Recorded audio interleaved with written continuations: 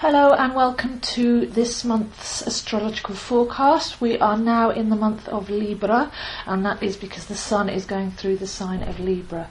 This goes on every year between the 22nd and the 23rd of October roughly, and when the Sun goes through a sign it tends to activate those qualities inside of us. Consciously we can feel it. So Libra is a sign that's ruled by Venus, and Venus is the planet of beauty and grace and harmony. This is because the planet Venus is about the same size as the Earth, and when we look at the orbits of these two planets and how they actually work with each other, then they actually create a symphonic dance. They create a perfect harmony with the numbers of the universe, with the Fibonacci number sequence. It takes Venus 13 years to complete a cycle, and every 8 years she creates a 5-pointed star in the heavens. So there we have the numbers 5, 8 and 13, which are part of the golden ratio and the part of the way that everything from a fern leaf unfolding to a pine cone spiral to the galaxies, everything works on these harmonic numbers. So that's why Venus is said to be harmony, beauty and grace. So Venus is a very lovely, loving planet. It speaks to our female, it speaks to our creative side. Venus also rules Taurus, so we need to look at the difference here to understand what's going on. Taurus is an earth sign, so when beauty and harmony go through an earth sign, you'll be looking at rhythmic music, food, nature, those kind of harmonies. But now we're in Libra, which is an air sign. So when Venus shines through the filter of Libra in air, we're looking at all the graces and art forms that are performed through the medium of air. So we're looking at poetry, dance, song, philosophy, diplomacy and peace. So Librans are said to have those qualities, but as we know, we all have Libra in us somewhere, and we all have Venus in our chart. So this isn't just going out to the Librans amongst us, this is an energy that we can all feel. So when the Sun goes into the sign of Libra, it's the Autumn Equinox, because the Zodiac is actually a solar calendar, it represents a solar year. So passing into the sign of Libra, which is balance, is because we're at the autumn equinox when night equals day. Equinox is equal night. So the sign of Libra looks like a humpback bridge. It's all to do with balance, and it's even reminiscent of the middle ear chamber, which is what gives us balance in the body. So Librans tend to have issues, if any health issues, can be with the ears and with the hips and with the balancing system. It's all to do with the way that we balance our bodies. So this is a great time to detox and to recalibrate the liquids in our bodies so that we're healthy going into the darker months of the year. So we're heading into the dark now, and it's a very much of an inward turn, and we all tend to feel a bit more inwards as the sunlight disappears and the rain comes in and the colder weather comes in, and we all start to go a bit more internal in our lifestyles and psychologically and consciously as well.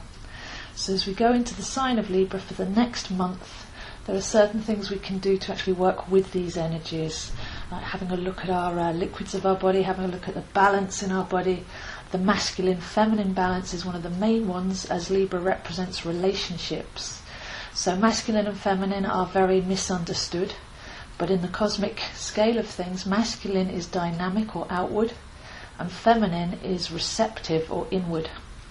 So in current life we're all taught to push forwards and push outwards and seek everything outside of ourselves and try and strain to attain.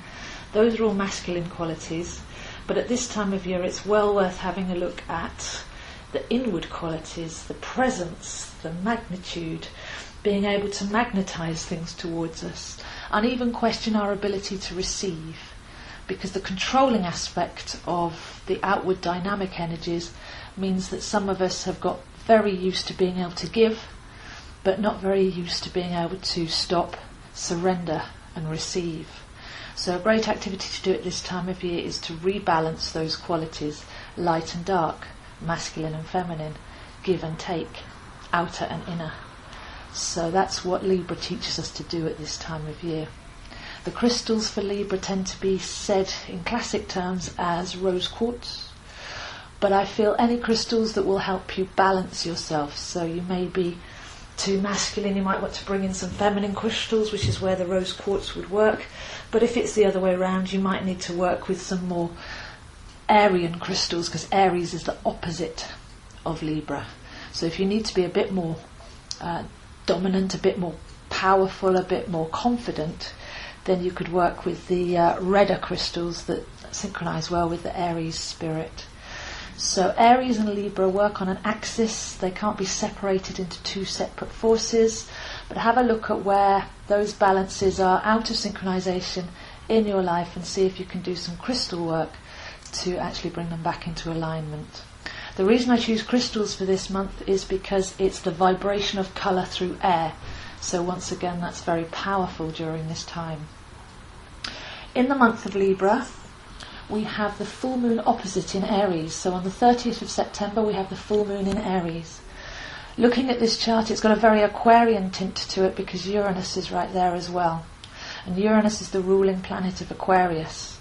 So if we have a look at these energies together, Aries is the head, it's forthright, it's headstrong, it's the ram, it's the I can, it's the independent pioneer, let's go for it.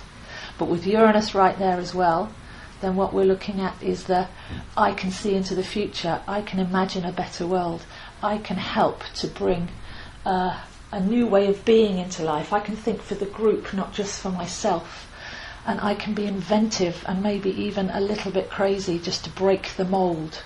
So with Aries as the head and Uranus as the neural pathways or the electricity in the body, we can see how we can start to think differently now, to break those old patterns and come up with some new ideas. So for me, this full moon on the 30th of September is a little bit Alice in Wonderland. It's let's kind of look at thinking differently, thinking outside of the box, being a little bit wild, being a little bit rebellious, but very much keeping in mind that as an individual, you can also consider the group as well. So the age of Aquarius is where the individual takes responsibility for their thoughts and their words and their actions and what they're contributing to the group as a whole, to community. Community is common union. So it's where do you stand in your own right, but also connect with others with integrity. So that's the message of this full moon on the 30th of September. 2 weeks later, we then have a new moon in Libra. That's when the sun and the moon are together. So a new moon in Libra opens up a 2-week window for all those lovely Libran energies of expressing ourselves with joy through dance and song and poetry and peacefulness. But also, like everything else, there's other planets involved in this chart. And the message for me seems to be that Saturn has just left Libra after 2.5 years. So there's a feeling of wisdom, there's a feeling of we've been through 2.5 years of assessing relationships, where we draw the line, where we have our barriers, where we have our buttons pushed to the point where we actually stop and say, no, that's not good enough. But also there's a feeling of conflict resolution, because Librans are such ultimate peacemakers, they sometimes cave and give everybody else their way in order to keep the peace. And that's not healthy in itself. So what we've learnt over the last 2.5 years is how to actually stand up for ourselves but without causing conflict. How to say, okay, I hear what you're saying, but how about we look at it like this, rather than just acquiescing or creating a passive-aggressive thought process that it ends up exploding later on down the line. So the passive-aggressive can be part of the Aries-Libra axis. And the lesson here over the last 2.5 years, which we won't get again for another 28 years, is basically where do you stand, where do you draw the line, and how can you create cohesive union with other people rather than giving in or pushing outwards too much. The whole story of the month really ties together in that way. We're heading into some very choppy waters, so it'd be really good to learn to love ourselves, to heal ourselves, to recalibrate, to seek cohesion but without losing our own integrity, so that when all the planets start to move through Scorpio soon, which is the darkest month of the year, which is what takes us into our dark side, which helps us to look at the shadow, look at the psychology and do some deep healing. That's what we've got coming up.